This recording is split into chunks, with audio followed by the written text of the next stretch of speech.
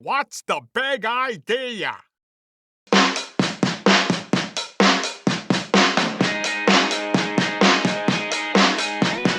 Great title. And we are here. We're back. I think we're on episode 49. Yep. Let's say that. Getting there. And today's topic is another good one, another relevant one for people out there. Very relevant one. Mm-hmm. It kind of sums up all the issues we talk about on the show. And the idea of this topic is confusing youth and professional volleyball, or youth and pro volleyball. Yeah. Yeah. Any early thoughts? I'm just kind of wondering where it may reach even outside of sport. Mm-hmm. In what way? I don't know. I'm going to sit here and think about it. Or it'll come to me as we're talking about it. Because it's ubiquitous across all sports, I'm sure. Mm-hmm. Right? What's ubiquitous mean? Applies to all. Yep. Or... Isn't that cereal?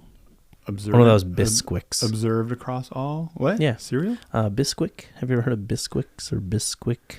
I think so. Wasn't that a cereal? Yeah. Am I thinking of something else? Something Ix. I-X. Yeah, Weetabix. You're thinking of Weetabix. Oh, okay. I'm thinking of... What's Bisquics? I don't know. Maybe I just... Maybe Weetabix. Okay. Maybe I just invented a cereal. So how does that connect to ubiquitous? Maybe I invented a cereal live on the air. Ubisquit? Ubiquitous. Maybe. Was there a drink that was... You mix it? Yeah, was there a drink that sounds like that? Like Bisquicks. Isn't there something Bisquicks? I think so. If there isn't, Google there it. should be. There should be. Google it. Because I think you just made Bisquicks. a... Sounds delicious.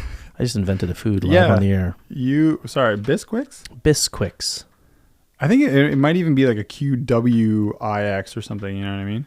Yeah, that's the only way. Oh, there's a Bisquick. Bisquick. That's what it is. You Bisquick. Bisquick are pancakes? Is it a pancake mix? Bisquick is a pre-mixed baking mix sold by General Mills under Betty Crocker brand consisting, I think it's a pancake mix. Yep, it's a pancake mix. Bisquick. I think there's a bunch of different ones. And there's a university where they teach you about how to make those, and that's called U-Bisquick. Wow. Full circle moment. Anyway, this is not the nonsense people are paying to watch. Definitely not. Right? Are people paying to watch? Listen. So today we want to talk about the confusion that many people have between pro sports and youth sports, or youth sports and pro sports. I think the number one thing is that people confuse the win at all costs mentality of pro sports. I think that's the most obvious one. Yeah.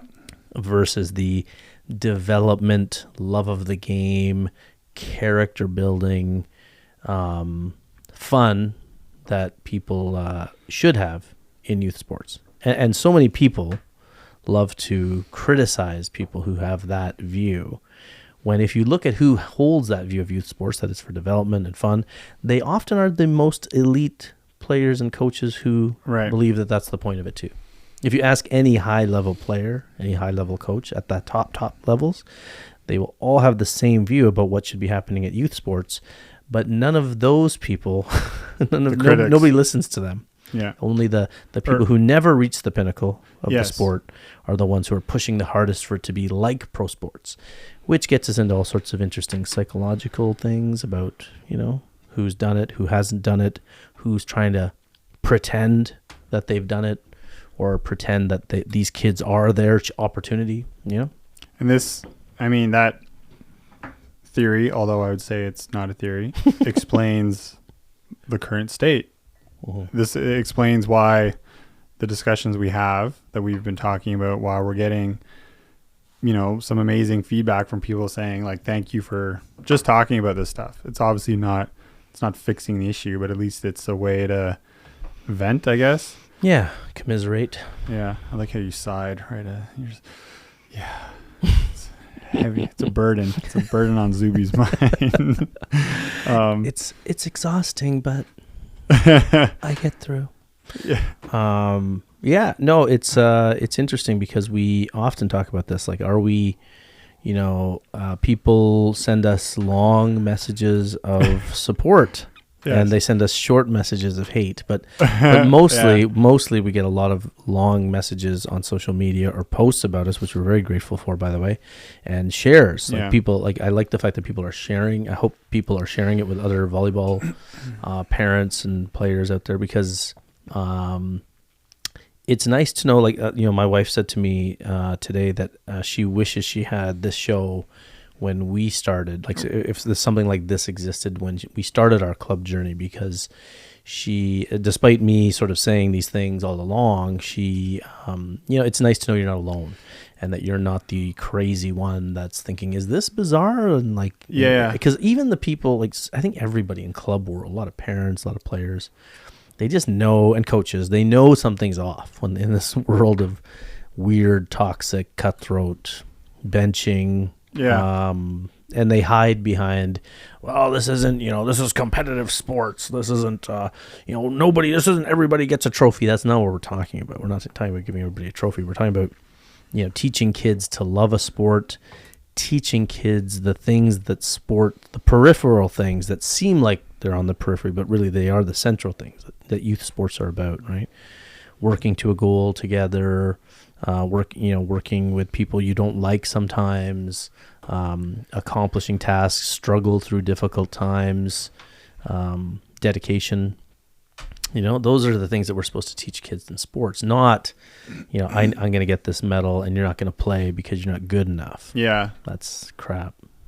Do you think, had you guys had a show like this when you're going through it, it could have changed the club experience for you, for your wife, for your kids? Well, I've always had this mentality. Well, yeah, that's what I mean. It's a hard question to ask you. Yeah, but maybe. Well, I think So because I can see the therapy in it. You know what I mean? Yeah, the bulk of my club experience as a parent was like telling my wife this stuff that we talk about, and like telling my kids this stuff. That's why my kids aren't bitter after their club experience. And every this is the cool thing that we can help parents with, is that accepting the idea that this is going to be bad. And it's going to be not, and it's not supposed to be good all the time. That's a useful thing, and that these bad things benefit you in the long run. That's pretty cool, right? For a kid to hear, like, you don't see it now, but if you feel you're not getting good, remember that whole thing about my daughter, like, not feeling like she's getting enough playing time. Well, what are you doing to change it? Are you playing scared when you get in, or are you going to go play with no fear? Are you training? Are you whatever? Do you have the right to complain? So there's a lot of cool things built into having, and I tell them, like, getting ripped off or treated unfairly is like you could sit there and blame and feel awful, or you can say, you know what, this is actually an opportunity for me to like learn a lot of stuff about the world. There's a lot of good in that, and I think it's even really good learning it at that young age, because that's when we're really formative, right? It's kind of hard. I mean, some things, I'm sure, I'm not a psychologist, but some things kind of really get hardwired in at that age. Mm-hmm. And then even as an adult, you become aware of it, but it's just like an ingrained tendency and behavior. And now you want to try and change it. It's going to be much more difficult to do that as an adult when it was developed as a kid. But like, that's also the advantage of it. Like seeing this when you're a kid. Yeah. I'm always like applying stuff to like the experiences I've been through, and like seeing something like that, I think it would have prepared me better for like post-secondary, and like, realizing that I think it would have been a panacea to big words today. Yeah, big words to. It's also a pancake mix, I believe. Maybe that's why I thought of it. Sounds like a good panacea. Panacea. But it would have been like kind of a panacea to my FOMO as an 18-year-old or 17-year-old, where I basically went to post-secondary just because of that fear of missing out. Before that was a big term or whatever, right? So FOMO, just to clarify, is fear of missing out for people who don't know. It's not a pancake. And a panacea is not a pancake either. FOMO would be a good pancake mix. Foamy. Foamy. Or foamy. Fomp. Fear of missing pancakes? No, just foamy. Like it's like FOMO, like FOMO. It's like a foamy pancake mix. It's there's a joke. How do you spell it? FOMO or FOAMO. Where's the E? What? No. I said they're foamy, but the name could be FOMO. It's more fun that way. Yeah. And the O is two pancakes. Yeah. Oh, right. See, already. I think we can. I'm getting hungry. Yeah. If anyone using product design for the box, just leave ideas in the comments what we can make it look like. This will be a real product. Someone's going to make millions off this. Yeah. Anyway, so you were saying that it would have been helpful. Yeah, it's cool. Like, it's all how you frame things too, right? Like, I think it's really important how same event can happen to 2 different people or 3 different people, and everybody take a different take on it. Yeah, I that remember too. even like, when I think I told you, like, my kids were like, we live in a very small town, and when my kids elementary school, there a little bit of racism. They had a little problem with racism. I mean, they stuck some kids. out, right? So Yeah, they stuck it. And thanks, Eric. Yeah.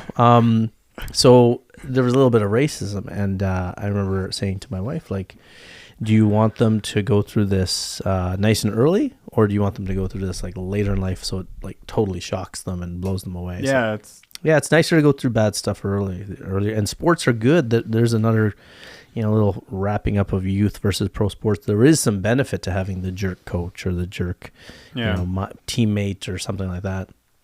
But the problem is, I think that the jerk mindset, or the pro volleyball or pro sport mindset that our culture has is, really making people play dress up on the sidelines. They're literally pretending they're professional coaches, coaching professional athletes, and not understanding that the coach of youth sports is essentially a teacher. You're essentially with a much lower standard to get in. Right? We talked about this with Hugh McCutcheon in our episode earlier. Yeah. I don't know what episode it was, but mid-30s. Yeah, if someone wants to go back and watch that episode, Hugh McCutcheon and we are on the same page, and that's why he did the show so willingly and wants to come back and do it again, because we're saying the same thing, that you can't just sit around. Like, if you want authority in our world, to be a cop, it requires training. To be a teacher, it requires training. To be a lawyer or firefighter, there's training. But if you want respect really fast without all of that paperwork and training, then just become a youth sports coach. And sadly, that's where we're at, because you see a lot of coaches out there, and I've seen a lot from the sidelines, and quietly wondered to myself, or said quietly to people, like, why are they coaching? Like, I know these people before, and I'm like, they're not super passionate about the sport. They're not even like knowledgeable of the sport. Yes, that's the weird. Why are they in it?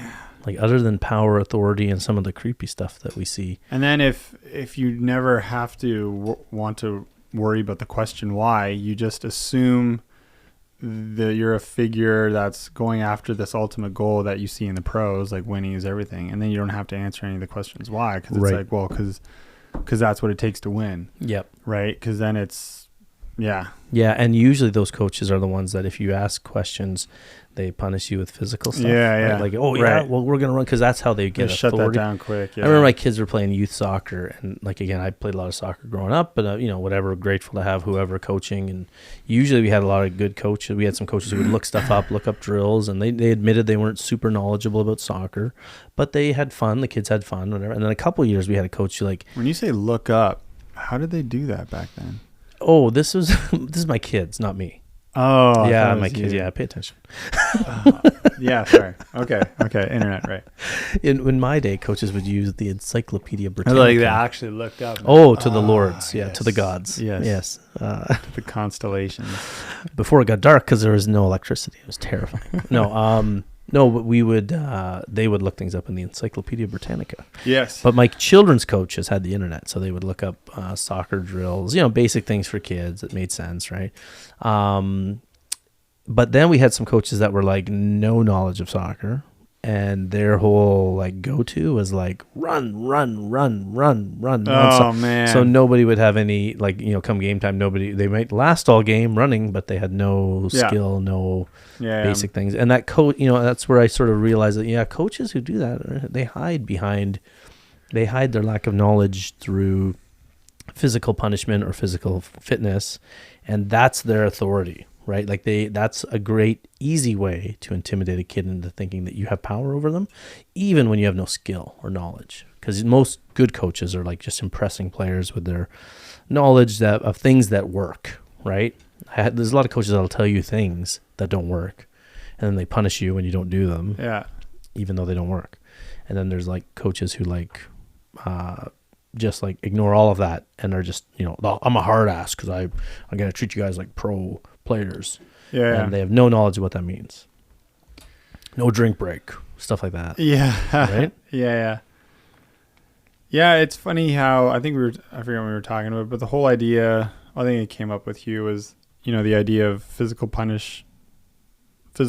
as a punishment, as a consequence to not executing in a drill or whatever. You set a task, and then the players have to meet it. And if they don't, they have to go run or something. And I'm definitely starting to see, because I grew up through that, and I was okay with it. For sure, it would suck, but then I at least had it does work, right? It did work. It did teach you something hard. It did teach you something unfair, right? And it did teach you that nothing like lasts forever. So you just do this, and then of course you're also getting faster as well. But I think that's how I reacted to it. Like you said, who knows how everyone else is going to react to it. Well, and there's different types of so I've done that before with teams, but my reason for doing it is if I know there's not a focus. That's usually when it was, and that's when I respected it. But also, if you're a coach who does it without teaching how to do it, right? So if right. It's like the coach that calls the timeout and says, "Come on, guys, get your pass up," without giving you the advice on "Hey, this ball is floating deep, and you guys are standing too shallow," or "Hey, you guys are standing very shallow on a short server," or whatever. You're not moving your feet. You're not calling seams. Just practical advice on the court, play better or get the ball. Come on, guys, get a pass up. It's like, is there something more you can offer there? It's the same thing. So I would punish players, or not punish, but I would and even so, by the way, this is a long time ago, and I would never, what I would do, so my punishments were very rarely did I punish with physical activity. What I would do is we would reset the count. If we're working on, that cool thing about okay, if you're going to get 5 or 15 good passes to target, but we're going to reset, if you guys do 2 shanks in a row or one shank, you know what I mean? And then that can take a while and they get exhausted. And then that's cool because now you've got them in that mentally exhausted moment and they have to still focus, and the punishment's built into the drill. So that's what I mean by punishment. But rare, that's a good way. That's a good way to do it. Yeah, just reset the clock. So they're punishing themselves by losing the focus rather than you. Aside from, I hope we're past the whole hey, guys, go run laps, or guys, go do push-ups like crazy, because that's just teaching kids to hate physical activity. Yeah. And it's not. I told you the best one that I ever had was that coach who taught me this. He's remember that, miss a serve, 2 push-ups. Yeah. And it's 2 push-ups, what's that for? And he's well, because 2 push-ups, just like a point, are not painful at all. But if you add them up, then it starts to be painful, right? Yeah. So I used to tell my teams that we're either going to be the best serving team in the league, or we're going to be the most jacked team in the league. Right? Just like this. If we're the most jacked team in the league, then that means we're awful at passing or serving or whatever. I kind of hate it. That's the one I didn't like, is when it was team serving and the team has to get 50 serves, good ones, and if you miss one, then it. Oh, that's awful. Yeah, but it was run lines or something, or the time Well, it's even the wrong mindset. The counter would reset, and I get it, but at the same time, someone's gonna make a mistake. And not only that, do you reset it? Here's what I would do. I would say, okay, if you're going for it, then it doesn't reset. If you're doing a lollipop and you miss it, then it resets. Yeah. Because you want to breed in the idea of aggressive serving. And so many coaches are just get it over, just get it over, still to this day. That's what I mean. That's not a good way. Because that teaches you to be safe. Well, yeah, totally. Yeah, and those safe teams lose. And then your serve, it's just don't try to improve the serve with that type of mentality. It's not going to work. Mm-hmm. But the lack of focus one, that would be a big one.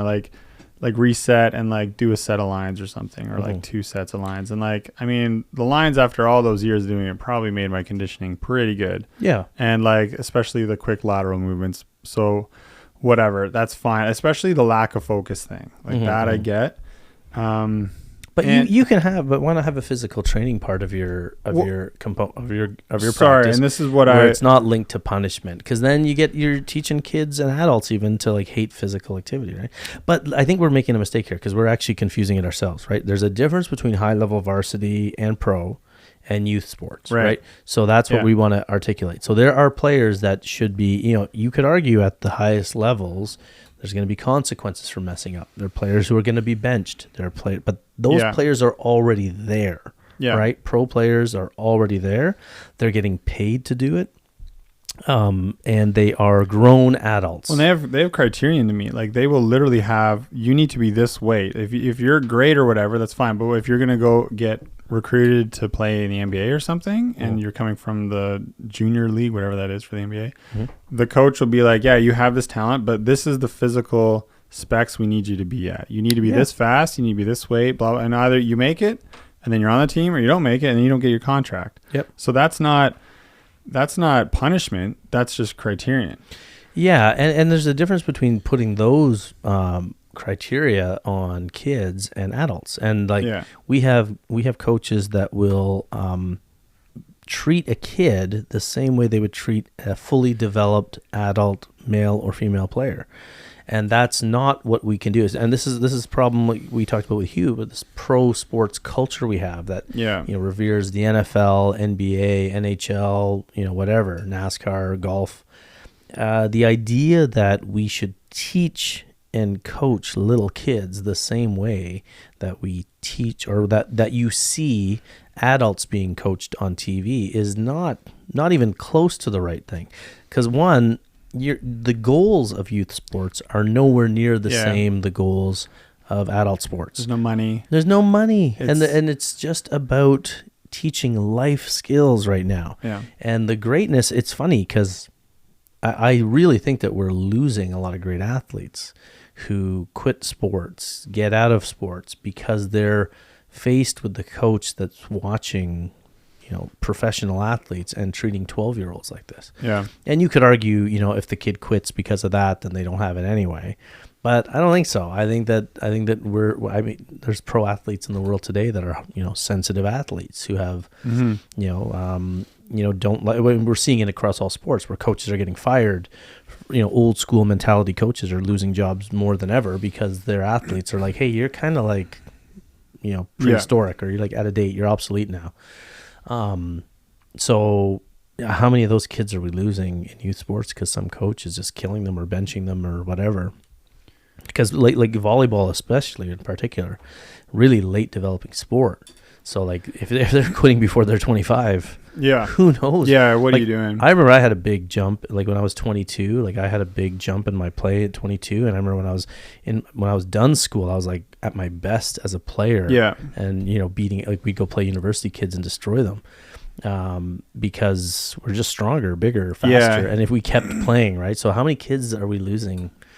Well, and sorry, that's where I think that's why I originally brought up the whole physical element of the sport, because I think when you're coaching youth, you can just educate them on the purpose of physical training. It's not like, I guess that was like left undone, or was left to be assumed. And the assumption is pretty simple. I mean, you work hard physically, the sport is physical, your conditioning it didn't really need to be explained, well, at college? No, I'm talking like when I was in high school and stuff. Oh, in high school, yes. I mean, it was pretty obvious. Like, we're going to do stairs, we're going to do lines, we're going to do push boards, we're going to do bench blasts. Right. And I assumed the reason was because it wasn't always for punishment. It was like just before practice. Yep. No, we used to do that. We're doing it for 20, 30 minutes, right? 100%. And then that led into when I was at university, it was the same thing, and it just makes sense, right? And so I think that's the way to go about it, is just kind of educate on the benefit, especially now because we're learning more on how to, like, we're seeing amazing athletes into their later years keep going because we're able to keep joints more mobile. Like, you know, we're seeing Novak and Nadal like still going. It's unreal. And I hope to see, and then we see like beach athletes like Dalhouser. He just retired last year. He's in his 40s. Went to the Olympics like, I don't know, 3 or 4 times or something. We're seeing this more and more. And so you may as well start to talk to them, because that's another thing that can knock someone out of sport. You know, I have a good friend who plays a lot of like high level tennis, and she's still playing now, but all of her friends who she played Division 1 with or pro, they stopped playing because the sport was too stressful and then too injury prone, and then they're done, right? And now it sucks to see, because like whenever I play tennis with her, like her ball control is amazing because she has tens of thousands of hours into this sport, right? And then here I am judging myself. I'm like, Eric, you literally have hit the ball 1/10,000th of a time as many times as she has, right? So and like that's such a prized thing to have, right? Like I'm so happy that she has it and she's still going to be playing the sport, right? So that's what we're putting value. That's just one of the things we're putting value to. So was that all just to say that you lose tennis to your? I lose tennis all the time. Yeah, yeah, all the time. We don't even play a game. We just rally now because like it's no point. We play a game and it's just like I serve and then rally's over.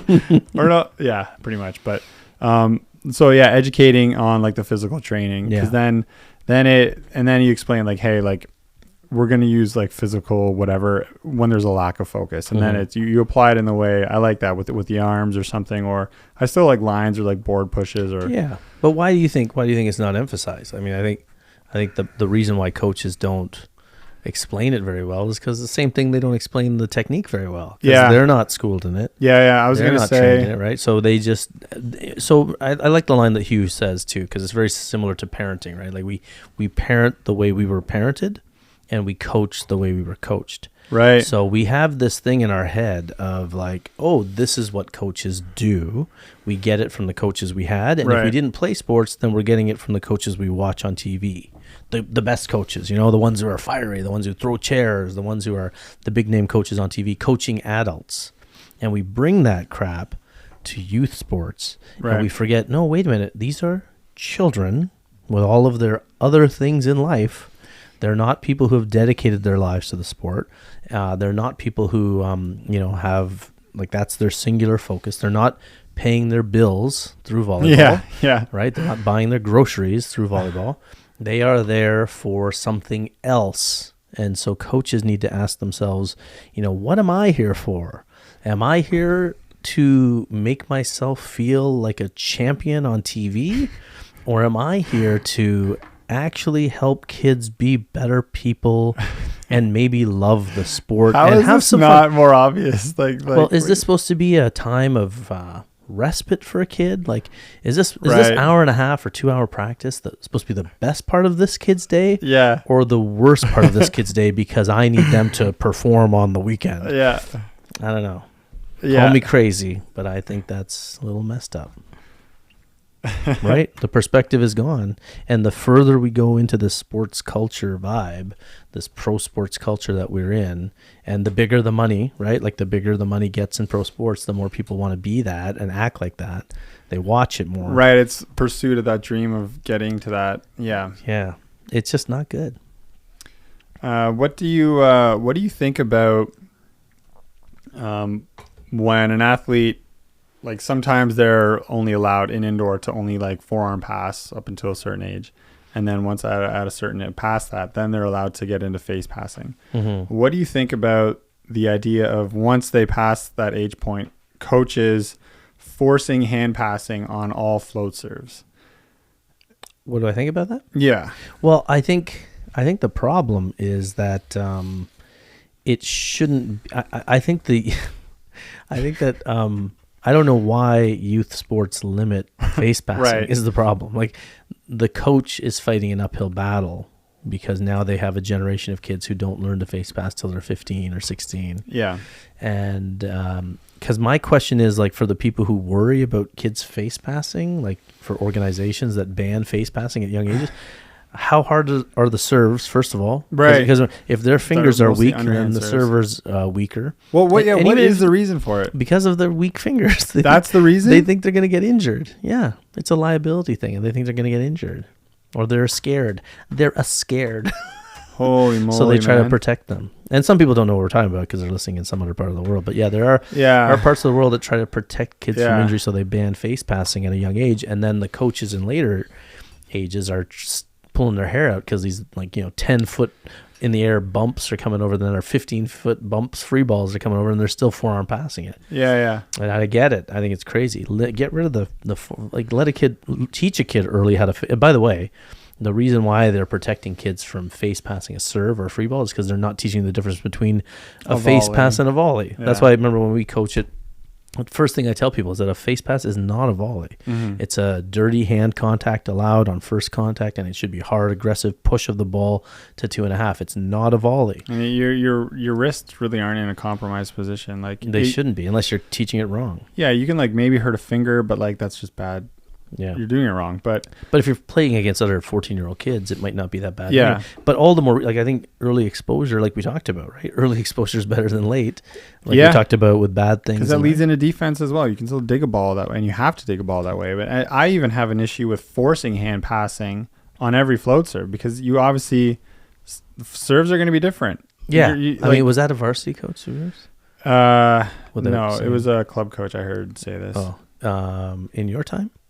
No, recently. Oh, really? Yeah. See, Like that's year. someone who probably hasn't played. With a group that's I think they're like 17 years, so they just made the jump recently of past that, right? And so see, that's a coach who hasn't played. It's like I had coaches say to me when I was a young coach, like, we never bend our elbows on a forehand pass, and I'm like, well, Snivler, just by that, I got to bring it back. Like, no, Zupi, we never bend our arms. And I'm like thinking, I'm like, oh, okay, yeah. But I'm thinking, you never played volleyball. Yeah. Like, that's so, yeah. Just arbitrary. Like, this is what I read in the manual, so it's not happening. Okay. When you teach the skill, of course, you teach it, emphasize straightening the elbows. But then once someone is playing and they figured out, and then stuff like that. In life. I've seen, like, we've seen tons of pros. Again, pros who are more successful than this coach. Yeah. And then just But this was a coach. This was one of those fake legends that have been around for several decades coaching, and nobody really knew. She was too old to know if she played or. So now here, are we breaking the rules that we're talking against because I'm using the reference that I've seen certain pros do it, but obviously they're at that level, so they can do it. Yeah, because they know the difference between book learning and real life. Yeah, just like your friend who's banning forearm passing on a float serve. I don't know what float serves he's seen, but I've seen float serves die. Well, yeah, down like crazy. You can't force. Like, you need to be ready to deal with whatever because it's a float serve, and some of them are going to be short. Knuckleballs. You're not going to get there with your hands. You're going to get there, and then that's where you. And what about the float serves that die? Well, right. I just lay down flat and. I'm like, why would you set an obsolete on something that's or an absolute very unpredictable? Absolute. You right. said obsolete. Oh yeah, not obsolete. Absolute. Absolute is also a pancake mix. Yeah. Callback. Yeah. No, I think the whole idea, like Karch Karai, the great player coach, says like it's really tricky to say that something is wrong. Like, everybody should not say that that's wrong and that this way is right, but it better answer the why. So like, why? Well, because you have time would be his answer, right? With a float serve, you have time to get to the ball. And I think that's the element that the coach is after, but they're also missing. Yes. Because they're like, again, so this is why we said, like, we get in trouble for saying this, but we, at the highest levels or higher levels of volleyball, unless you've played at a high level, it's very difficult for you to know what you don't know. Unless, like, there are some great coaches who didn't play at high levels, but that's because they surround themselves with great players and they listen to them. They don't have the ego, right? So they learn from them. And that's how great coaches can exist without being high level players. But every great coach, it's very difficult to know what you don't know if you haven't played. Like that coach that told me that we never bend our arms in forehand passing. The coach is telling you, or you heard them telling their teams that they have to float face pass every float serve. There's a ceiling of float serves that person's seen in their life, right? Like that person as a player has not seen what some people can do with their float serves. They just don't know. Yeah. So just like, I would say like the same thing. Spin serves are very easily face passed too if they stay up high. Yeah. Right? Yeah. If it's coming in high, I'm like, oh, sweet. Thank God. It's also but I would never make even easier to pass with my forearms most of the time. Yeah, they just come out super clean. Yeah. Right? And there's another thing, by the way, like we found, like, because of this sort of emphasis on pro sports, you know how many people told my daughter that she wasn't allowed to spin serve until she could get her, 10 overhand serves over and in. And she could easily do that, but they were still because in their minds they elevated the spin serve. Real players know that the spin serve can be an easier pass sometimes, right? Float serve can be deadly. Yeah. So they, in their minds, they have this hierarchy of serving. You know what I mean? Yeah. And they're exposing it when they are banning a player from spin serving all the time, because in their world it's rare. In my daughter's world, it wasn't rare because she saw her dad spin serving. That's all he did. Yeah. Right. And he did it very well. Her dad. Oh, yes. Very well. Yeah. Dangerously well. No, but in her world it wasn't special. But in their world of non-volleyball, they're like, oh, that's what people on TV do. Don't do that.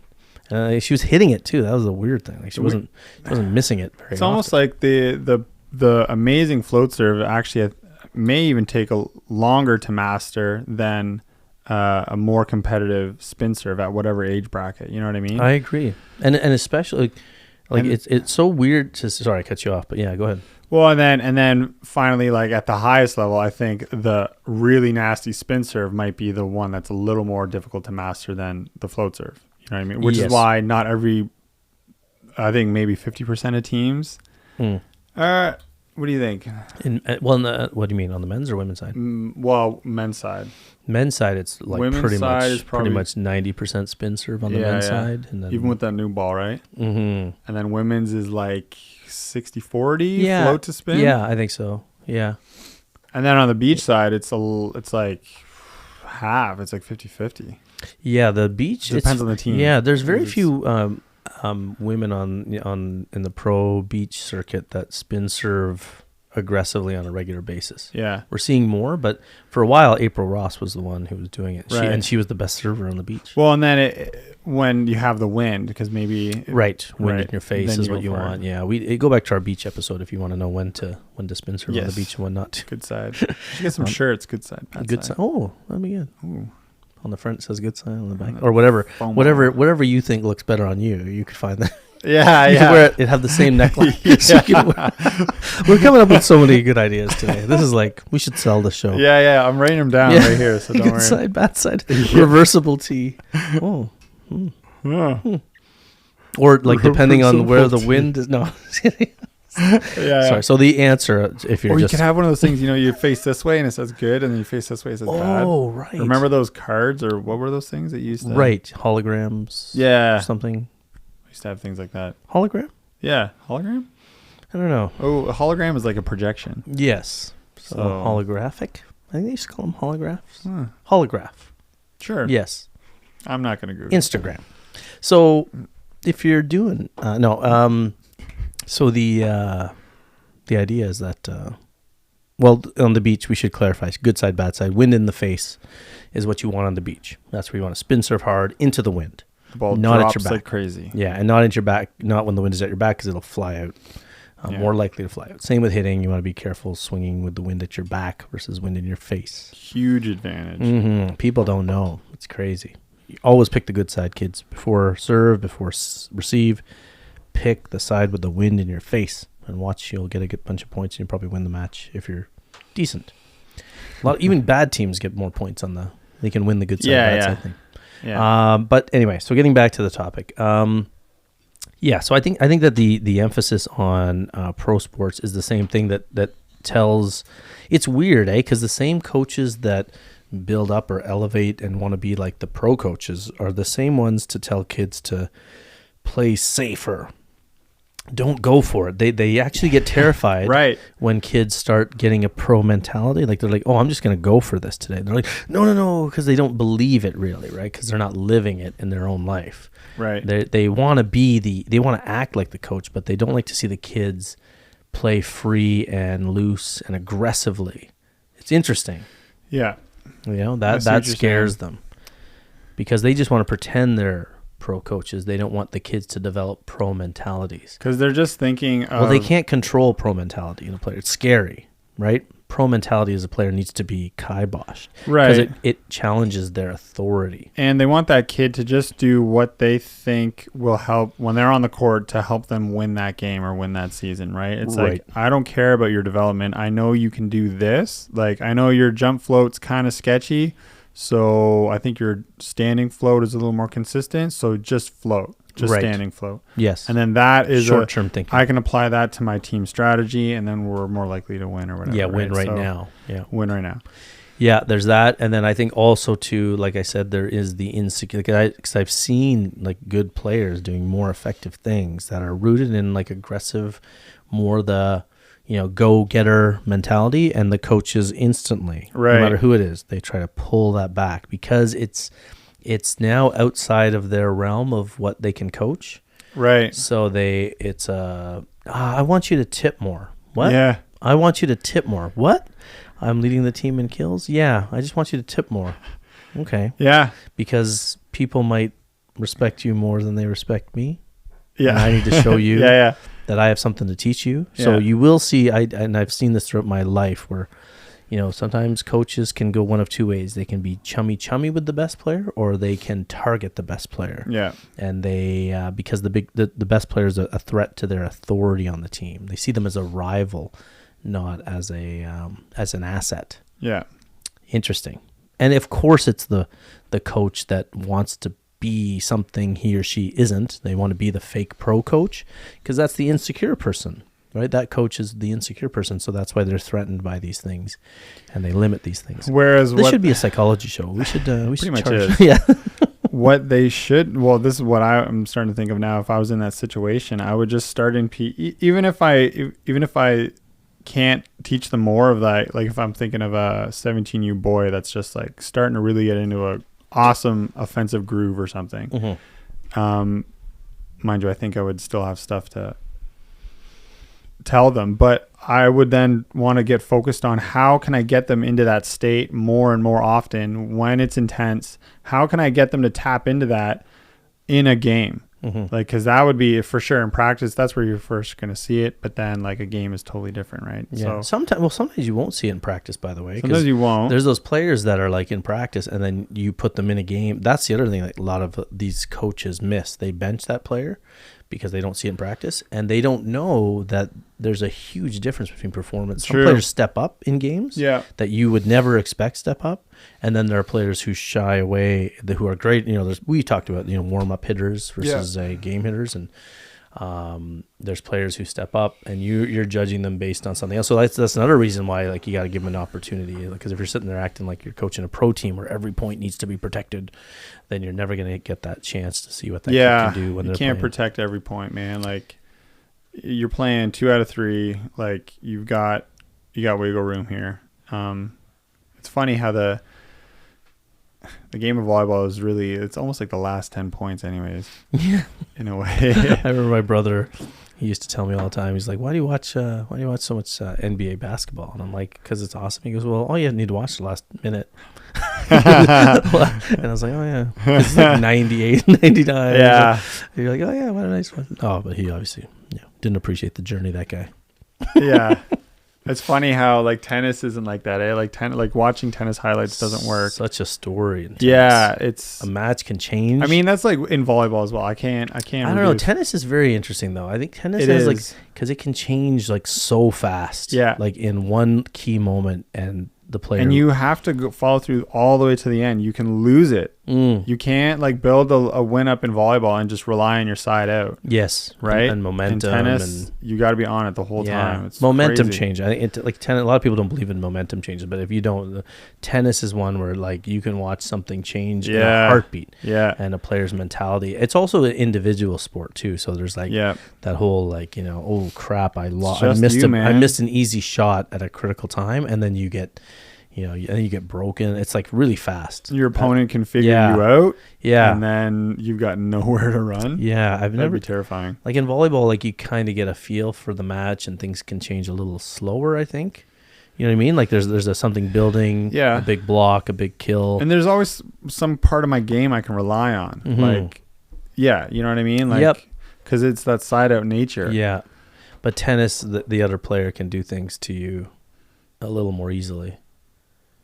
You know what I mean? Because they're rotating to their server, and they're in versus tennis where it's like one guy, one girl.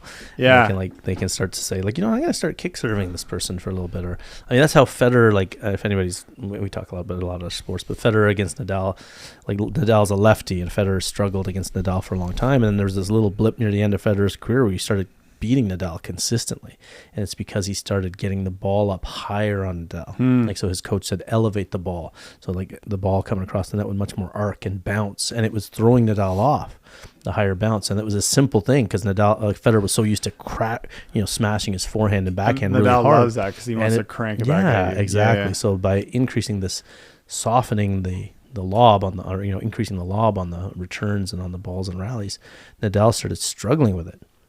It's very interesting. So that's what I mean. Like those matches, like those players have played each other so many times. It's like this whole chess sequence will play out for like 20 rallies. And then that's where someone has the strategy that's a counter to the other person thinks they have them undone. And then they get them into a pinch and then chess. they undo it. Yeah, And it's like, great. holy, Yeah. I have to show you a rally when we're done this. Obviously now.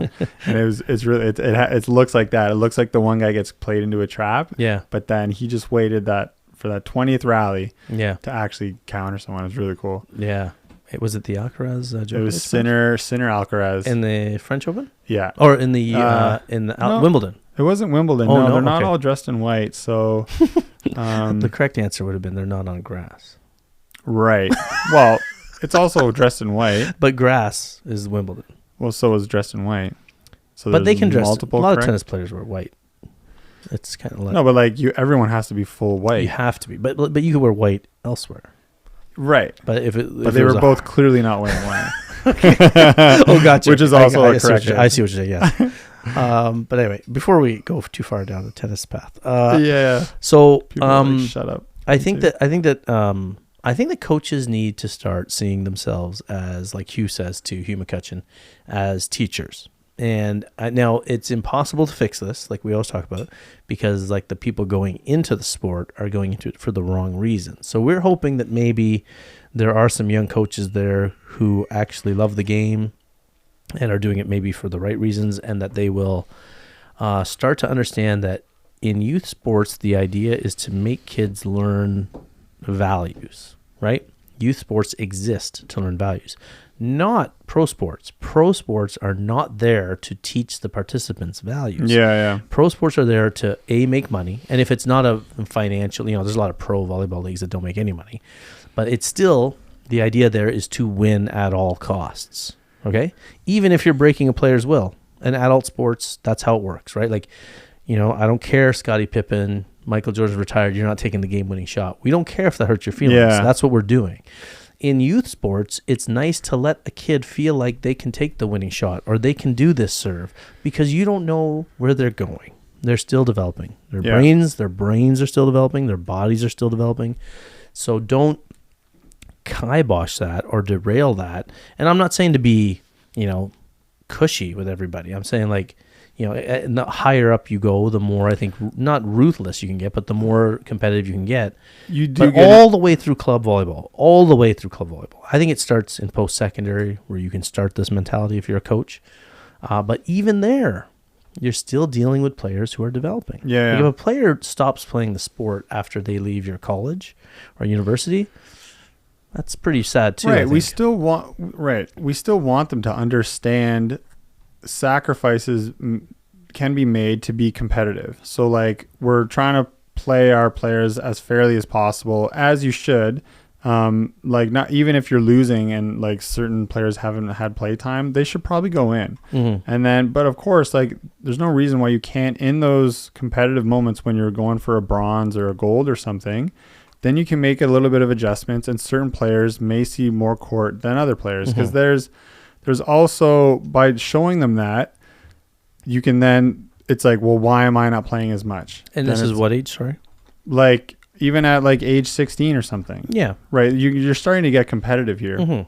Right. It's like, well, maybe I'm not playing because they're 16 and I'm 15 and like I'm just a little bit weaker or something like that. Or they're they're a bit more stable in playoffs or Yeah. or whatever, right? Because now you're even giving them something. Mind you, I guess you have to respect the coach, or you're giving them something that they need to that they know that they can build up to Strive then for, to be that player, right? But and how about like use it as a moment for a conversation with a player or players, like, hey, listen, Right. guys, we're going to start out with these guys or these girls, and then but hopefully they can get us a big lead, and then we can Exactly. get you guys in there.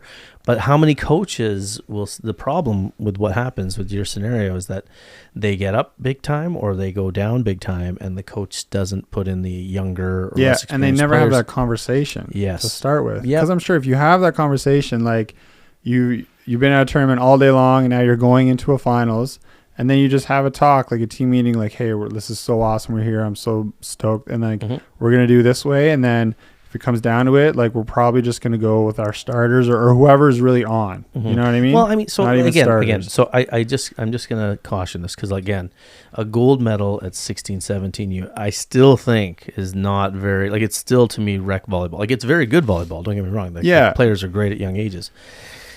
But there's still something to be said for, like, again, we talked about this earlier in the show, like, because I think people are going to hear this and think that we're saying something that we're not. I think that there should be I players. see the error in what I was saying. Well, there should be players. Oh, no, I know what you're saying because this is exactly what happens: is people get in the moment Yeah. and they forget again their purpose here, and the purpose of this is to get everybody better, Yeah. right? Because again, you don't know who the star is going to be at 25. Yeah, exactly. And yeah. I remember my story. My buddy, who became our best player on our team, he went to a major university and started, and he was the worst player on our team in high school, all the way almost till his final year. So I still think that the idea is that there's ways to go into a bronze medal game and or gold medal game and play where everyone. get people in, like, that Yeah, whole idea of I like agree. first set, let's start whatever we want, our dominant team. Second Or set, even the let's bench. or even the bench if you want to, Yeah. right? Like there's a strategy and everything, or mix in some of the bench with and it goes back to, by the way, like if let's suppose you're at the end of season gold medal, right? Like because there's so many times we take it one snippet and we're like, oh yeah, gold medal scenario. The coach that has been preparing their team from the first day of the season, where everybody can step in and participate, they will be in a position to do this. It's the coach that goes into the gold medal game or bronze medal game with a crappy bench because they haven't done the earlier job of getting those kids in those pre-tournaments and you know what I mean? Yeah. And the practices don't incorporate them. So those kids come to gold medal game or the bronze medal game, they're not ready to go in. And that, so it's like a self-fulfilling thing. Yeah, I was just, You know what I mean? Like, so start from day one with like integrating players into this thing, unlike what the pro teams do, right? Yeah. Integrate in from day one of that 16U, 17U season and watch the difference when you need them in crunch time. Someone pulls a hamstring, someone twists a knee and an ankle, and then you have a bench that you can go to, or you can actually balance it out. Yeah. And the beauty of that is not seeing this as a journey to a gold medal or a journey to a bronze medal. You're seeing this as a lifelong journey for this athlete to become a good person, handle responsibility, cave under pressure, bounce back. That's all we want, right? You're just that tiny little blip in time for them. That Exactly. 3/4 of a year. Yeah, and you can even again, it's just a huge shift on what sports are for. And again, just to focus on the medal, I think is the trap. The trap is to focus on the win at the youth age, when really what you should do is prepare them all season long to perform in clutch moments for life, not for your medal, right? Well, clutch is part genetic, right? No, I think I'm kidding. but that's a good question because some people do think it is, but I think that people learn to diminish clutch moments. I think the more they're in them. I think the more you're in. Sorry, let me just say that one more time. Yeah. The more you're in clutch moments, the less the clutch moment. It's actually funny you're bringing this up because I was actually going to talk about, is there such a thing? That was one of the topics I want to do. Is there such a thing as a key moment? That's what I'm thinking. I think it's just manufactured. more high pressure moments that you're in. Yeah, we manufacture. Like we think we know when big moments are happening. Yeah. They're actually, the big moment might have been 4 months ago and you didn't even think of it. Yeah. And then you either perform or you don't perform based on what you did. It's like what we were saying with that one team Sorry, I kind of cut you off. No, it's okay. No, I cut you off anyway. So like the spin serve when when it's like 24-25, your team serving and you go for the spin serve. Like if you think that's or the tough float serve. Or the tough float serve. Yeah, that's right. Or the tough. Sorry, yeah. The tough serve. Yes. Yeah. The aggressive serve. Yeah. Because if in that moment you're now making it a big thing, well, that's probably going to take you out of your focus, your zone, right? It's going to break your routine or whatever. Or whatever, you make nothing of it and you still miss it because it's an aggressive serve, and there's always that element to it. Mm-hmm. Yeah. No, I think I think clutch. I would agree. Like I guess we'll talk about this later, but I think it's just more exposure to just that type of pressure where you're not creating these crazy things. It's just another rally. And that's why what we're talking about, how it connects to that, is like, so all these coaches that think that they are pro coaches and they want to teach their players to be clutch. The way to teach your players to be clutch is by putting all of them in clutch situations as early and as often as possible. Yeah. Then they will all be clutch. If you start taking it, and I saw this several times through our club career, coaches taking out certain players before they serve at age 14, 15, 16, and all you're doing is ruining that kid for future serving possibility. I've seen them do it to players who have had great serving days, but because they mentally put that kid in that weak serving box in their own head, they took the kid out, and then later in the day the kid misses their serves, and then the coach just reinforces their prejudgment or their stupid box around that kid by saying, "Oh yeah, they are a bad server." And I was like, delicate. "Oh my god!" Well, I just see. I'm like, delicate, and then you talk to the parent, and then you're like, like they're saying, did you see like what he did to my kid? And you're like, yeah, because she was serving so well earlier. Yeah, she's like, I know, and then the parent knows it because they like see they're like focusing on their kid. And then the coach destroys the confidence. Kid plays worse. Coach is like, that's why they don't serve. Well, you could be creating an absolute amazing offensive weapon. Yeah, and just like from the service line. Like we go back to all the time on the show. Like, can you imagine the team where every player feels like they're included and that they can play with no fear? Like that, if you want to be a competitive, like the funny thing is, like the competitive approach is not separate from what we're talking about. These are not two mutually exclusive ideas. You should play the inclusive life value building role, and that will lead to more winning anyway. That's the thing that we're like banging our heads against the wall, like as high level players and coaches watching. You're like, that's how you become those great coaches. That's how you become those great teams. That's how those athletes get formed. They had a coach that made them believe in themselves at a young age. Like, you want to talk about your favorite athletes, your favorite, clutch players. They had coaches who believed in them. Like Michael Jordan, if you want to talk about Michael Jordan, I don't know if there's anybody bigger in clutch in mainstream sports than Michael Jordan. Yeah. He had Dean Smith, and he had some high school coaches.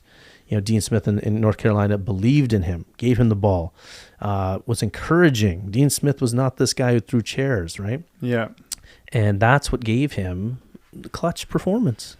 So then, and he was not, by the way, Jordan was not the guy at the start of his college career who anybody would have trusted in the clutch. That's right. But the coach let him do it and got him exposed to it. And he, till the day, Dean Smith passed away, Michael Jordan gave credit to Dean Smith for being the guy who believed in him. And we can largely say that it probably didn't feel clutch to Michael. It just felt like another shot. I don't know. I would think so. Yes. Yeah. Over time. Right. Yes. Over time, that's how you become clutch. He played that game where like he had the flu, or he was like food poisoning, the thing in Utah, like what was that, 95 or something, and he was like dead sick. Like you go through that, you go through crazy seasons where he's like obviously playing every minute of the game or almost, and like every shot, or like his own work ethic, like the time on the court probably feels like losing his father, his dad murdered. Yeah. Right. Like perspective. What is a buzzer beater to that? Yep. No, and just like, so it's frequent exposure, right? It's just frequent exposure. So I have a question then. So like, say you have an 18U team or something. You're competitive. You have some leaders on the team, a few dominant players, and then you've had near the end of the season, your last tournament. You've been developing a whole bunch of other, I guess you have like 18U and 17U kids. Sure. Like, you're going into a gold medal match. How would you play the game? Like, are you going to do anything different in terms of time playing in that match than you did earlier in the season? Well, see, so that's the thing. So the gold medal match is not like so many things in our world. The gold medal match is built in so many days before and months before, right? So the whole season would have a tone of we're going to get the most out of everybody here. Everybody here is going to be, so this goes back to tryout. Like, it's funny, how like I wouldn't have any re-signed players who are cushy and feeling safe. I would have everybody fight for position. And once they made that team, and hopefully they would understand that, they're getting a lot from this coach. Like, not to be arrogant, but I'm going to make these kids better. And we're going to have a very successful season. And what does success mean? It means that everybody here is going to love the sport when they're done. Everybody here is going to learn a ton of life lessons. Because I'm going to be really consistent. I don't have room for toxicity because it starts with me, right? If I'm treating some players differently, then I'm the root of the toxicity.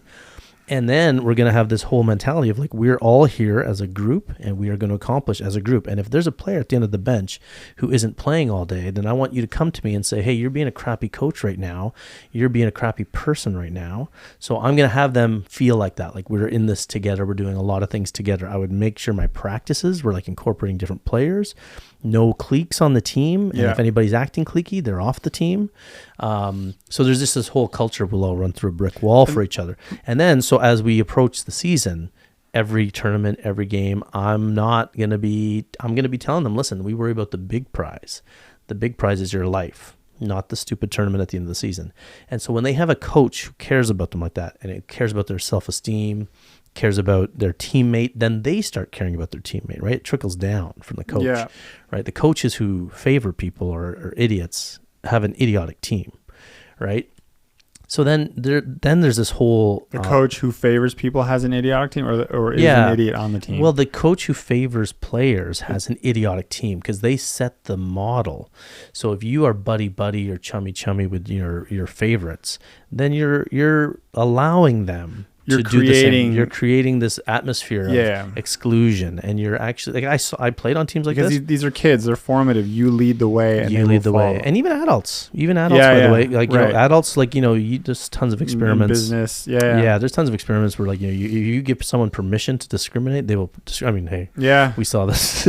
People all get on the elevator, and like it's a test subject against one person, where everyone else stands facing the back of the elevator, and it's the one test subject. Facing the front, and then they keep, and then they eventually turn around. The famous one is the elementary school teacher who said, like, green eyes, blue eyes, and superior brown eyes. So she did this experiment in the States. You didn't hear about this? No. So the famous experiment in the 60s where a teacher, she eventually got fired for it, but she recorded it too. She said that, blue-eyed people are superior. Did you know that blue-eyed kids are smarter than brown-eyed kids? And then she'd set up rules for different eye color kids, and then the kids just became... Was she conducting an experiment? She was conducting an experiment and recording it, yeah. Oh, wow. And so the kids with the brown eyes were just treated like crap. And so the authority figure gives the permission. Well, of course. They set the tone. So, yeah, but it's apparent with children, but for some reason coaches don't think it's apparent with them when they're coaching children. So that's what I mean. So the gold medal match is irrelevant to the story, and the gold medal match, I'll tell you right now, will take care of itself, because that team that I just described is going to destroy any other team because they don't let each other down. You know what I mean? So that's what I mean about it's not mutually exclusive. The way that we're talking about coaching with values and friendship and feelings and thoughts and like understanding my role as a coach and what I'm giving these players, is what's going to win more anyway. It just depends on when your finish line is too. Like, what's my criteria? Like, okay, winning the gold medal or having every one of those young men or women going out into the world with that sort of mentality. It's more valuable than the gold medal that some tournament director's giving it anyway. So then would it be failing on your part if in this gold medal match, one of these players says to you, like you put them in the first set, right?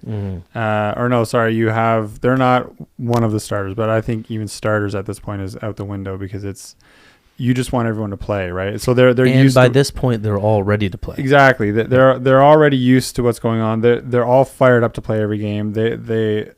they're in this great state. The tone that you've set, right? So say one. And sorry, can I interrupt? Because Go ahead. I know that some people are listening and they're like, okay, this guy's living in fairy tale land, because there are players who are clearly not ready for some moments, right? But you also protect them. But throughout a whole season, Yeah. for sure they can get to it. Exactly. I agree. But And you may have some kids like still will struggle. Like I was on teams where we had some of my teammates really, even though throughout the whole year, like they played a lot and they were still just generally weaker at the game. We're talking about like we peak at like guys peak at 28 or something. Yeah. So there will be clear differences in ability, right? Yep.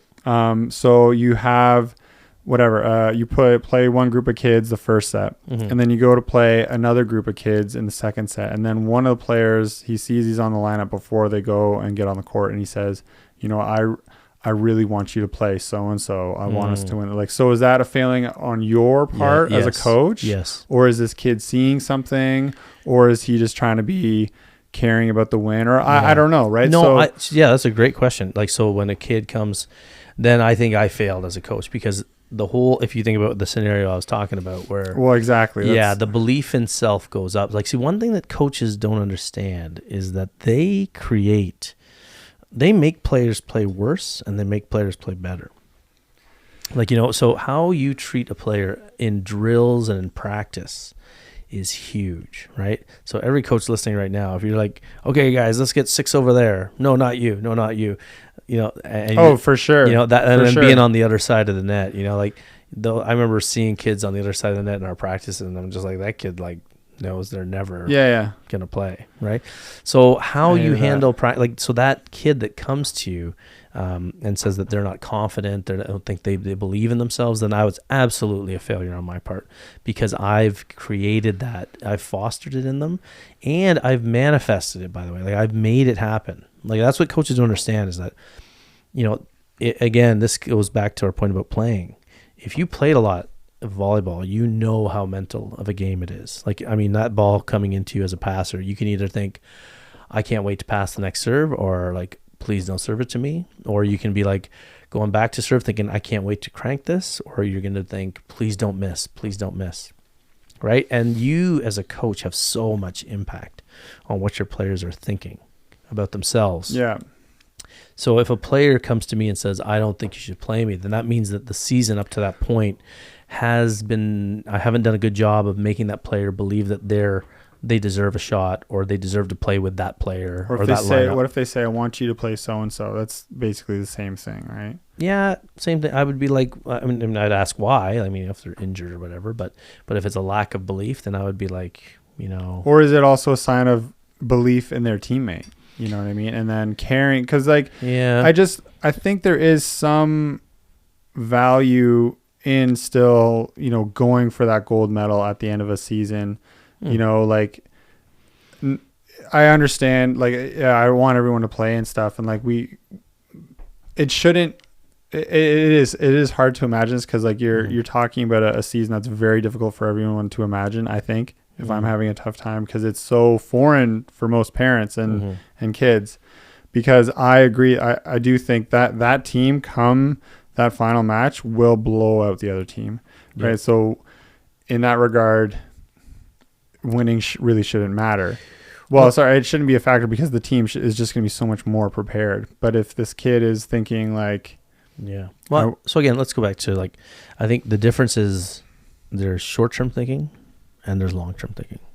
So if the audience, I mean, I hate to say this, but do the bulk of people know what real success is?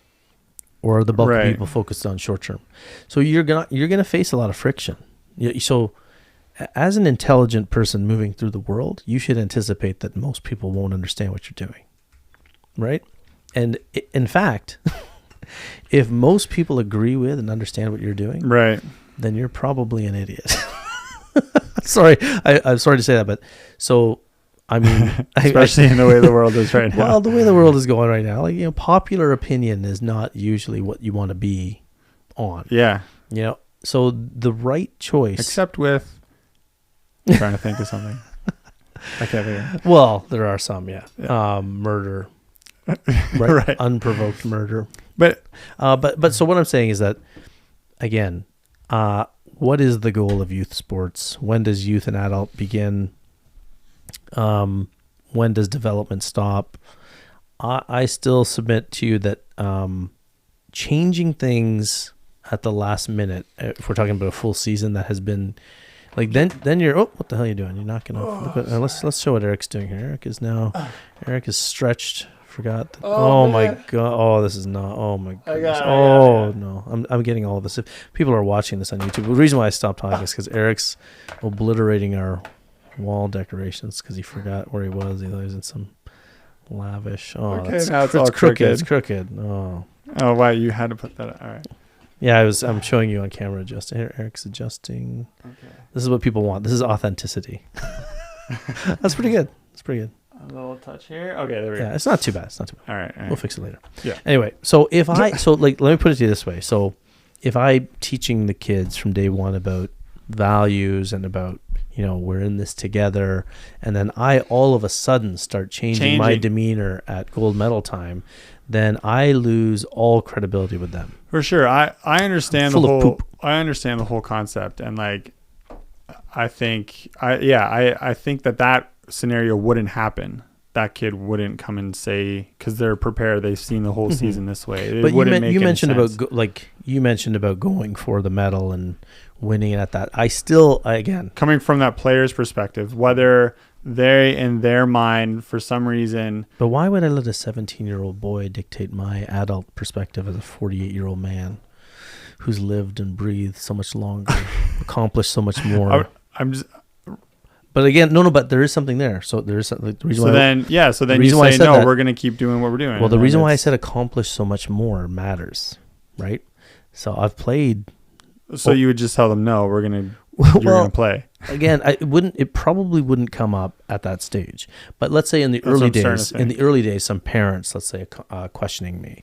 I had parents questioning. That's a better scenario. Yeah, actually. Parents and players. I had players so when I was helping out my daughter's team because they asked me to. I didn't want to coach her, but they're like, "Hey, can you help?" And I was like, "All right, sure." So then I was and we were doing this. You're already in your tracks. Yeah, I was like, "All right," I just tear away. tore away my civilian clothes and had a whistle. Nothing but a whistle on underneath. No, but I did. Honestly, I was hesitant to do it. I'm not a big fan of helping my kid. Like, I like my kids to be coached by other people.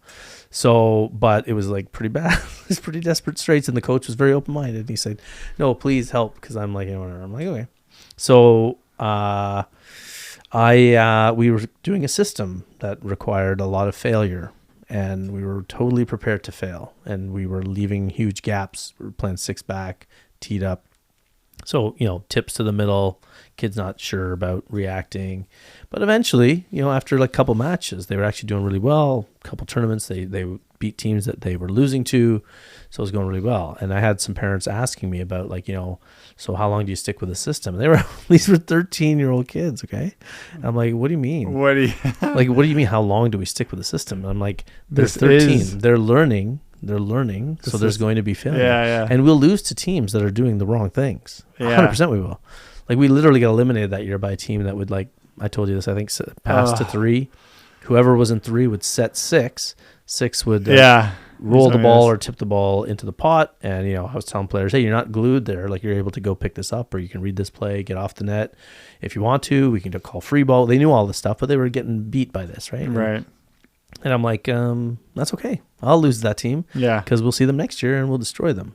But so many people think short term and they don't understand. And that's okay. And the problem is, though, that we got coaches who are supposed to be in positions of authority and knowledge, who haven't accomplished anything in the sport. Like, this is where but this is what I was telling you too. So, like, the reason why the gold medal doesn't matter to me is because I played overseas. I've played serious beach tournaments, played serious indoor tournaments. The gold medal at 17U doesn't mean anything to me. Yeah. You know what I mean? And, but it does to someone who hasn't done a lot. Do you know what I mean? That's what it is. That's why we go back to that whole, the highest level coaches usually have done the most. And remember, we started the show by talking about Why is it that the most accomplished people, athletes, business people, whatever, have a very different view of what needs to be done at the youth levels of sport than people who haven't done anything? It's because the people who haven't done anything, they look at the gold medal and they think it's something, but it's nothing. I don't even remember any of the tournaments we won or whatever.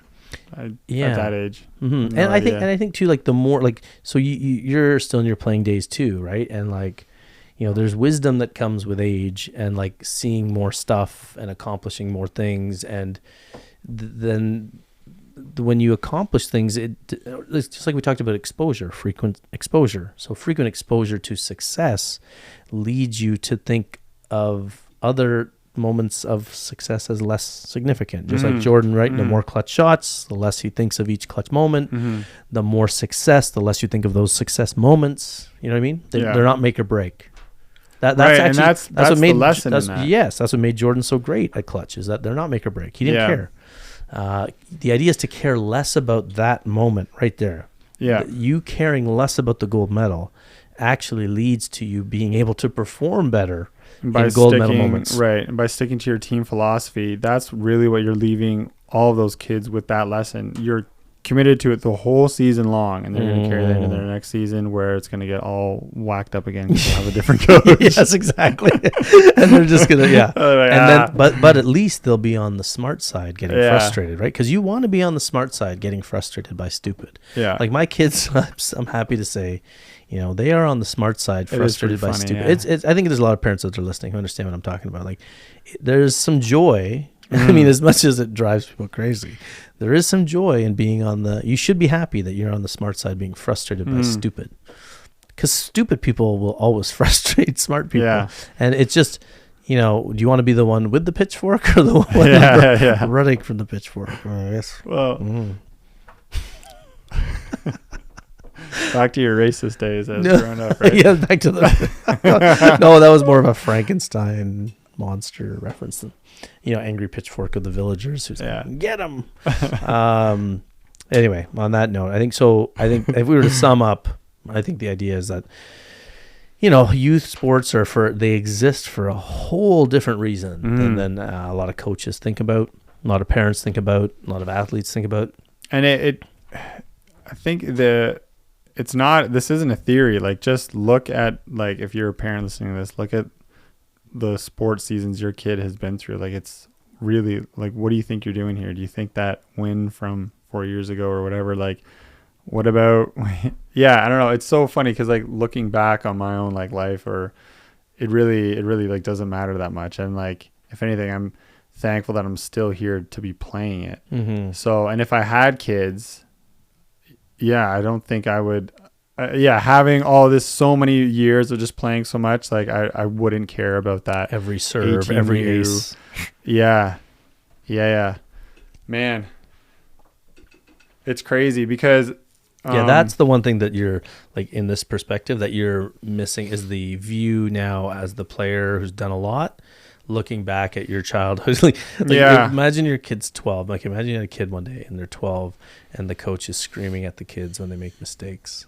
Yeah. And you're like, how many mistakes I've made in my life? Yeah. And you're just like, what are you doing? Like, what are you? And that's a large part of the reason. And then your kid is hesitating. Going after the ball. Yelling is a large part of the reason why I'm not that good at certain skills, even like right now. It's likely why I didn't develop an aggressive serve. Right. Dwelling on stuff like that. Yeah. Earlier, you mean. Now you have a good aggressive serve. But yeah. That's because of the podcast with Zuby. Yeah. And it's because the good side. Yeah. It's good. No, but I remember, like, when you just started doing it more, right? Like, you started doing it more, and that's frequent exposure made you more comfortable with higher toss. Yeah. All that stuff, and diminishing the significance of an error. But I had coaches who cared about the errors, like, all the way up until it stunts development. So if you're an ultra competitive coach, who wants to be like the pros, then watch the coach's reaction when a pro misses their serve. Nothing. Yeah. No, there's never a look. There's never a mistake. Nobody looks at some pro player who cranks the ball out of bounds and says, "Slow it down." Yeah. Are you kidding me? It's like Yeah. it's the opposite of No anyway, one- it's that higher level thinkers, higher level achievers know exactly what youth players need. It's not boundaries, it's not fear, it's not whatever. It's joy of the game, it's freedom, it's confidence, it's not restriction that inhibit. It's just like if you're afraid. If you're playing afraid or nervous or with no confidence, you're not going to play well. Yeah. I mean, it's so basic that. So if coaches can start to ask themselves, "Am I making my players confident or not confident?" So maybe that's a simple question, right? Because with confidence, like they will then get in like all these matches. Like I just lost on the weekend, and I'm jealous. Like I usually sit around and watch like the. I hate it when you finals. use the word jealous. By the way, I know. I don't like that word when you say it. It bugs me. That's okay, but Do you think it's the right word? Maybe not, but I just love to see. I'm happy for the teams that get to those moments where they're in that semi or that final or something, because I know why they get there is just they have that consistency. That's what I'm saying. I'm jealous. Yeah, it does it not drive jealous. you? Yeah, You're right. I don't not like jealous. it when you say. I don't think it's true. I know. Jealous is the wrong word. It's not a very Yeah. good word, but it motivates you. Yeah. So now it's turning from it's been jealousy in my life to that, right? Because that's what I Maybe want. maybe you're being honest. Maybe that's a good honest word. Yeah. Right. That's what I think that's what we want. Like that's what I want players to experience is like getting to that point where you're that consistent, where you get into this like, well, from the outside it looks like an intense battle, right? That's why we go and we watch it. But for the players, they're just in that state where they're just siding out back and forth, and then it gets like creative plays, and then you get like these wild digs, and the game just keeps. So the more you're in that, so for me watching it right now, because I'm inconsistent, it seems like there's high pressure craziness. But for these guys who are playing, it probably just feels free, right? Yeah. I'm just talking about my beach game right now. Yeah. And honestly, jealousy probably is partly the right word, partly the wrong word. It's not. It's definitely You changing. might be jealous of some things, like maybe that you wish you switched over earlier or something. Yeah, like things like that, or like there's like didn't regret leave the or game. Yeah, didn't leave- yeah. But and I think that's one of the beautiful things of the sport that I think players, everyone, whoever can experience, hopefully get to experience it, right? Like because that's the pinnacle of just. Well, so I think that one of the things that drives you nuts about other athletes is that one thing that you might be envious of is how they can get it out of their head.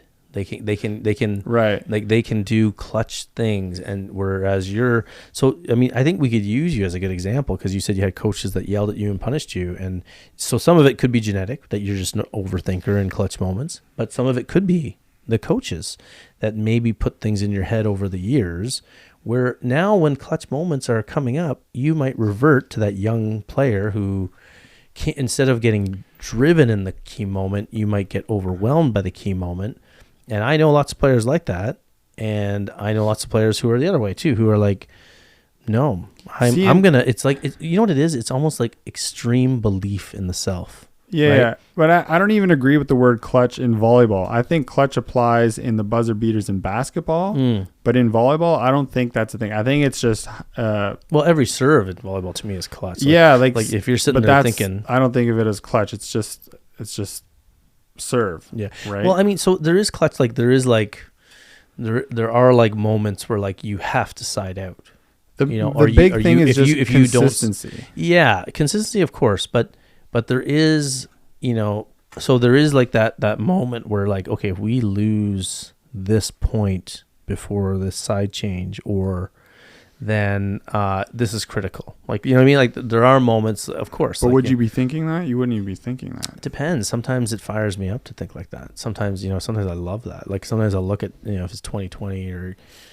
Sometimes before it's like side change, it's like if you can win that point before that side change going into the good side with the serve, then it's like for sure. I think of that sometimes. Yeah. And you know me a little bit like in life too, like when things get you like to play games with yourself, give yourself a little challenge. And when things get dicey, I kind of like it because it but some people don't, and I don't know how much of that is genetic and how much of that is like people giving you the green light, because I think like I must like it in some way because I keep going back for more. No, I know. But I'm just saying that like sometimes, like, if a coach wants to just listen to us in this dialogue right now and just understand that, like, do you want your player handcuffed and concerned about playing time, fear, or do you want them to be like Eric was talking about, those players he was watching, or even himself or us, like as we played in key moments, do you want them to be unencumbered, like clear head, you call it whatever you want, the zone, the flow, whatever, just playing. I mean, I just can't, I just think that if the kid is getting the values through sport anyway, the irony of it is that is the path to more competitive success anyway. That's the irony in all of this, that people think that, if I take that approach, then I'm not going to win gold medals and I'm not going to win championships. And it's actually the opposite. You're actually going to win more. You're actually going to win more. And when they win might happen later, but the real thing they're winning is life skill, because they're not going to be pros, right? And you're not a pro coach. You're just playing one on the weekends. Yeah, I hate to say that, but it's true, right? With the matching tracks, and with that mindset, you're never going to go to a higher level of coaching anyway. Yeah, and I think they all probably, in a way, they don't even have the ambition to be a higher level coach. No, because they're getting their, like we talked about off the top. Because they know they can't. Well, they're getting the psychological. Yeah. They don't need to be. They just can do it on the weekends. Yeah, not without the commitment. So what's a non-depressing way to finish this episode? Well, I think you just did. It. No, the non-depressing way is to understand that youth sports are about kids. Make it their best 2 hours of their day, their practice, or hour and a half. And it is one of the best things they can experience in life. It is. It can be. Like, all our memories are positives. And the things that we even remember from our sports days as negative are usually to do with something unfair, or how a coach made you feel, or how other teammates made you feel in a culture that was created by a coach. It's a good thing to explore in a way, right? Whether maybe you get back into sports now and think about some of those things, and like what was it like with me, with my coach, of suppressing aggressive serves, or you, like not you, I just mean the listener, like if you had a bad experience, like try to think about it, because maybe it's still weighing on you in a little bit. 100% it does, right? Yeah, especially from youth sports. I one of my negatives was, I remember I had a university coach that was like buddy with the best player, the setter, and I was super young on that team, and my captain was super old, and I always take that with me because it motivates me. So when I remember thinking, when I was like a couple years older, I was like way better than that player. So that always fires me up a little bit, and it also makes me realize too, like the impact that the coach had on that team. That coach enabled that mentality of I wouldn't say bullying, but it was like borderline, like, that's what he taught that setter, right? Like, yes, it taught that setter, yeah. And so, like, when I was playing overseas, I remember thinking, like, I wonder where that guy is. I wonder where he is and what he's doing while I'm out here banging balls, just living life. Yeah, he was like, working in selling vacuums or something else. Hey, man. Hey, nothing wrong with selling Dysons. vacuums. Nothing wrong with selling vacuums. Make a lot of commission. Just lost a bunch of listeners there, Eric, when you said that. Yeah, way to go. You said that, right? Yeah. Roll the tape back. No. Let's see. Okay, so yeah, make kids love the sport. Roll the tape back. Didn't you say that? You said that. You said it in that episode, remember? Yeah. Well, anyway, so I think if you make kids love the sport, make them believe in each other, make them confident, and don't intimidate them, stop acting like you're a coach in pro sports. Just know the difference. There's a real difference between youth sports. And all those pro athletes and pro coaches that you love on TV, they got there because they had a coach that actually didn't make them hate the sport. That's important. Go read some of those autobiographies. Who was Jordan's coach in college? Dean Smith, is that what you said? Dean Smith was a good one, yeah. I'm sure I think he does. Yeah, definitely. Yeah, Coach Dean Smith. And also Hugh McCutcheon's book. Remember, he was a guest on the show. Hugh McCutcheon's book, if you haven't read it, Championship Behaviors. That's a huge book. Really good book that hopefully catches on in the volleyball world. Hugh McCutcheon was the U.S. men's national team coach. They won the gold medal in the Olympics when they shouldn't have. Yeah, and then silver medal. He switched over. They didn't even believe they could, right? Remember? No, yeah, it wasn't even like they weren't even on the radar. Yeah, and he did this sort of model even at the pro level. He did some unexpected things with players that he shouldn't have done, and his kids went into youth sports, and he saw the same things that I saw with my kids in youth sports, and that's why we connected. And then he switched over and coached the women's team. Yeah. women's national team, and they won the silver medal Silver. at a time when that was pretty not likely Yeah. for them too. So, and then he has this book called Championship Behavior. So if you haven't, it's on Amazon. Check it out. It's a really good read, really easy read, Yeah. and it'll change your coaching life. And even as a parent and player, it'll change your perspective on Yeah. the game. Yeah. He talks about it's the same thing we just talked about. It's not mutually exclusive. The right mentality with youth sports, think of yourself as a teacher rather than a coach, fostering growth and fostering confidence. And this Leads guy's to winning anyway. He's been a pro. He's been the highest level coach. Like it's Highest level player too. highest level player. That's what I mean. Mhm. It's he's not making it up. Yeah, national team New Zealand, U.S. college player, U.S. college coach. Yeah. Yeah. So, all right, guys. So I think we'll wrap that up. We're So an if hour and a half in. you're coaching youth like a pro coach, stop it. Stop it. just turn it off. Turn on those confidence genes. It's easy, right? Yeah. All right, guys. We'll see you next week, and thanks again for listening. As always, don't forget to subscribe and follow right. us on Instagram and everywhere else. Yes, you see us. please. Yes. See you soon.